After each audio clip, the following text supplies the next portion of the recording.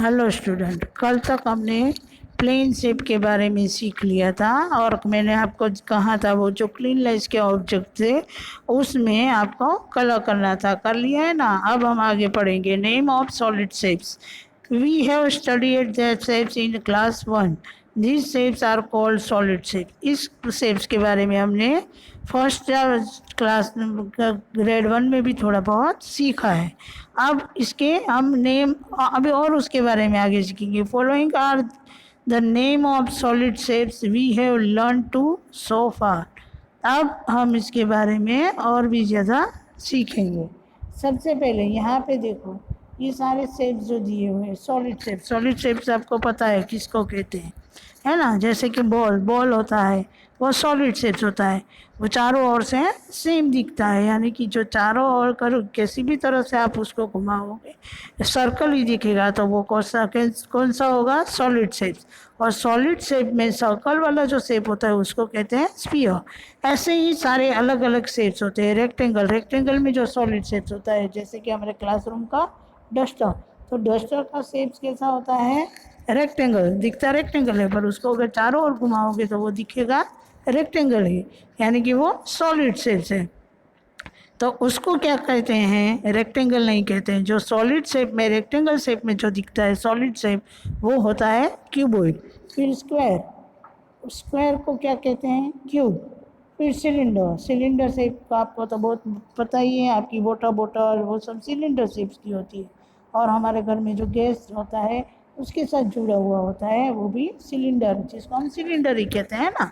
तो ऐसे जो शेप्स होते हैं जो वो लुक लाइक ये वाटर बोतल जैसा जो भी शेप दिखता है वो होता है सिलेंडर शेप।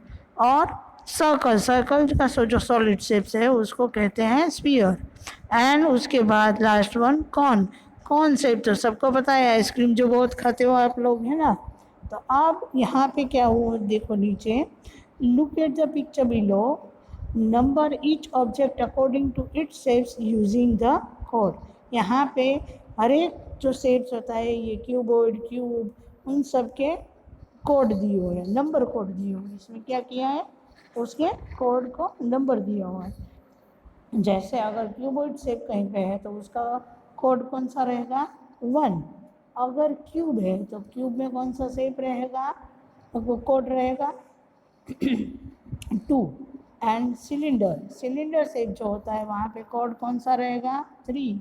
फिर कौन शेप का कोड 4 एंड स्फीयर का 5।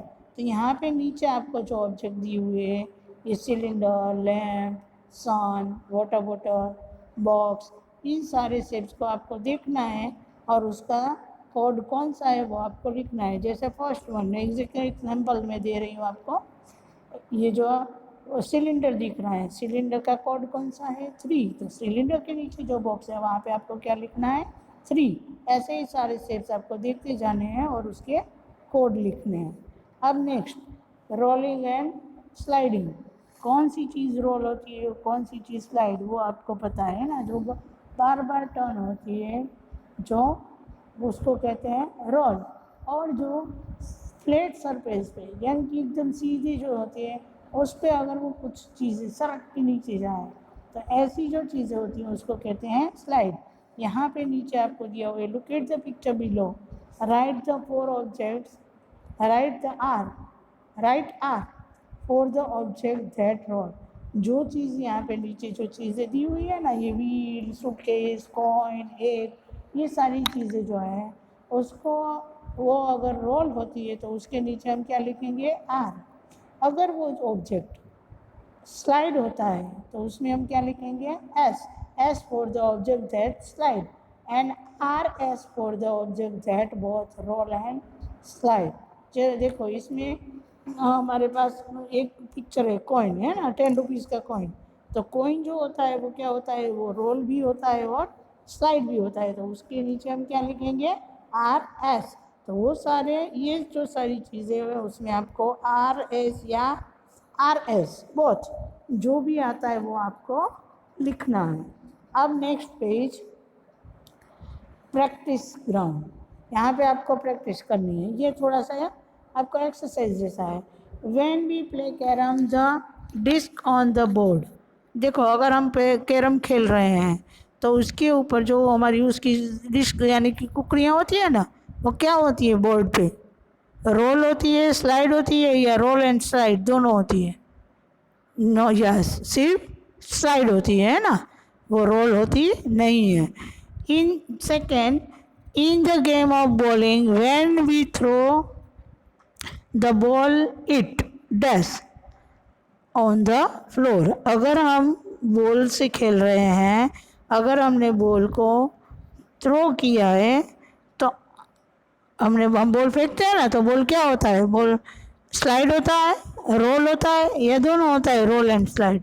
यस, सिर्फ रोल होता है ना, क्योंकि वो गोल गोल घूम के वहाँ पे जाता है, टर्निंग ओवर एंड ओवर, यानी कि वो गोल गोल घूम के वहाँ पे जाता है, यानी कि वो रोल होता है।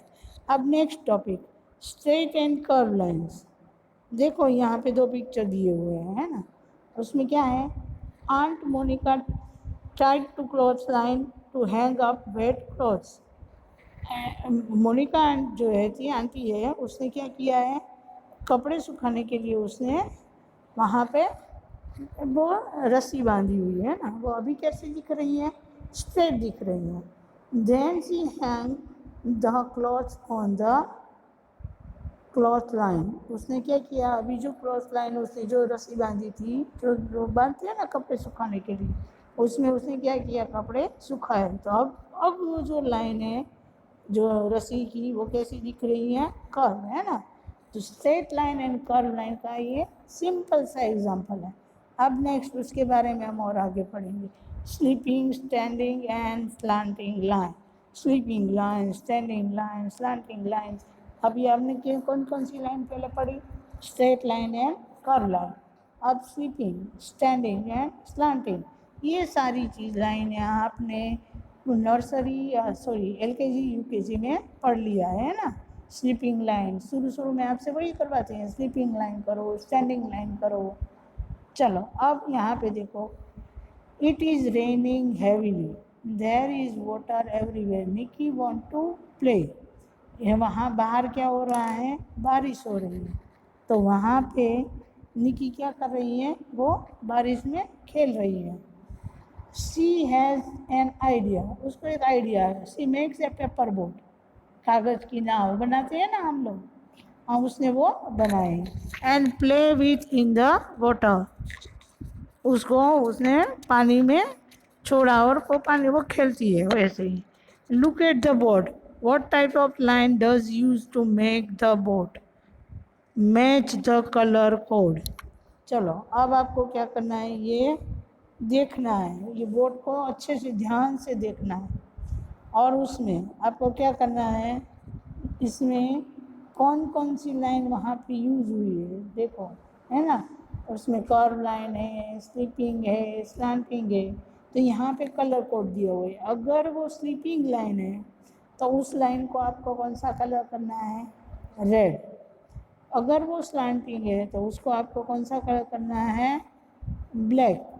एंड अगर वो लाइन स्टैंडिंग है तो उसमें आपको कौन सा कलर करना है, ग्रीन। अब आपको घर पे ऐसी एक बोट ड्रॉ करनी है, और वो बोट ड्रॉ करके उसमें जो भी लाइन है उसको उसके कलर कोड से आपको उसको कलर करना है। Next, match the colours and see how many of the following are there.